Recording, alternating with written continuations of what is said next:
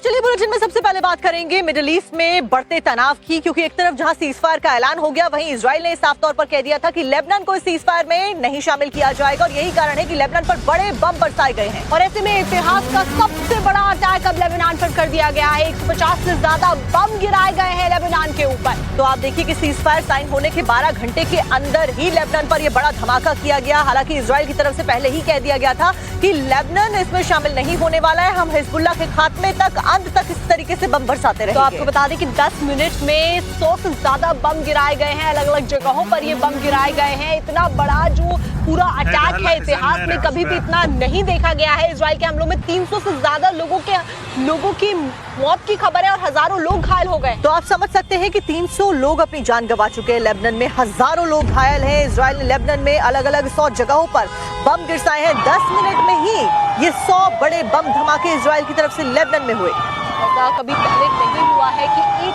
साथ 100 से ज्यादा बमों को गिराया गया हो, वो भी अलग अलग जगहों को टारगेट करके किया गया हो। लेबनान के साथ वॉर की शुरुआत पहले से ही रही है, वॉर फ्रंट पे रहे हैं दोनों देश, और अब ऐसे में और ज्यादा बढ़ता हुआ ये अटैक नजर आ रहा है। और आप देखिए जो तस्वीरें सामने आई है वो हैरान कर देने वाली है। इन तस्वीरों को देखकर ही आप अंदाजा लगा सकते हैं कि कितना ज्यादा तनावपूर्ण जो माहौल है वो उत्पन्न होता हुआ नजर आया। 300 लोग अपनी जान गंवा चुके हैं और ये भी कहा जा रहा है कि ये आंकड़ा जो है मरने वालों का वो भी बढ़ सकता है, क्योंकि हजारों की तादाद में अभी भी घायल लोग हैं। तो ऐसे में अफरा तफरी का माहौल पूरा देखने को मिल रहा है, क्योंकि 100 से ज्यादा ठिकाने हैं जहां पर ये पूरा अटैक किया गया है।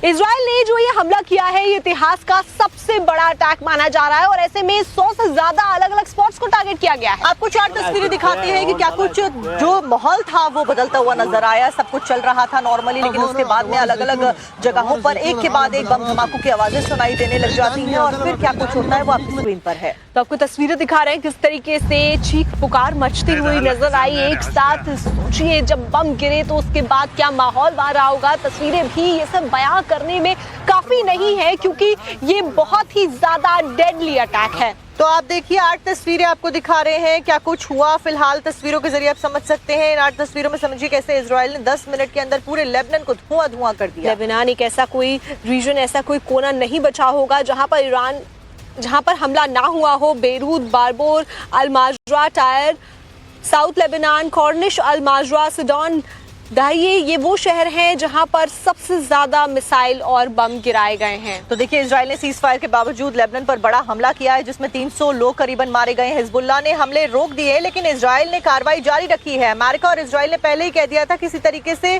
जो कार्रवाई है वो जारी रहेगी। और ऐसे में अब बात करेंगे स्ट्रेट ऑफ हॉर्मुज की। वहां से भी एक बड़ी ब्रेकिंग इस वक्त आ रही है। ईरान ने हॉर्मुज स्ट्रेट को पूरी तरीके से बंद किया हुआ और स्ट्रेट ऑफ हॉर्मुज से जो जहाज बाहर निकल रहे थे उन सबको वापस भेज दिया है। आपको बता दें कि स्ट्रेट ऑफ हॉर्मुज को खोलने की बात ईरान की तरफ से सीज फायर में ही कह दी गई थी बीते दिन, लेकिन अब एक बार फिर से बंद होने की जानकारी है। तो ऐसे में अभी जो सीज फायर हुआ है उसके बाद बातचीत का दौर जरूर शुरू हो पाया है। चीजें धीरे धीरे करके साफ होंगी, लेकिन इस बीच हॉर्मुज में कई जो जहाज हैं वो फंसे हुए हैं, उनको रोक दिया गया है। ईरान की नेवी ने स्ट्रेट में ये पूरी वार्निंग जारी कर दी है। तो ईरान ने स्ट्रेट ऑफ हॉर्मुज को एक बार फिर से पूरी तरीके से बंद कर दिया है।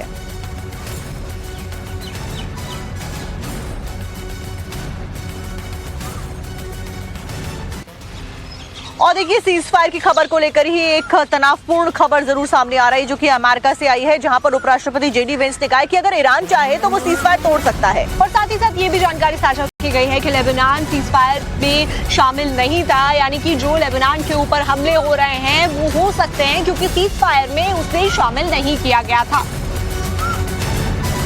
लेबनान पर जो हमले हो रहे हैं उसको लेकर ईरान ने एक ऑफिशियल स्टेटमेंट जारी कर दिया है। ईरान की तरफ से कहा गया है कि सीज फायर और लेबनान पर हमले एक साथ में नहीं चल सकते हैं। और ऐसे में उसकी तरफ से ये भी जानकारी साझा की गई है कि इजराइल के जरिए युद्ध नहीं कर सकता है अमेरिका को एक चीज चुननी होगी, या तो वो सीज फायर चुन ले या फिर वो इजराइल को चुन ले। यानी कि ये सीज फायर फिलहाल टूटता हुआ नजर आ रहा है। एक तरफ जहां बीते दिन सभी दुनिया के लोगों ने यहाँ पर एक राहत की सांस ली थी सीज फायर के ऐलान के बाद में, इसका स्वागत किया गया था, वहीं दूसरी तरफ अब ये चिंताजनक खबरें टेंशन बढ़ाने वाली हैं। ऐसे में ईरान कह रहा है कि अब गेंद अमेरिका के पाले में है, दुनिया देख रही है अमेरिका की तरफ की, अमेरिका किस तरीके से इजराइल के जरिए युद्ध कर रहा है और ऐसे में ये नहीं चल सकता है।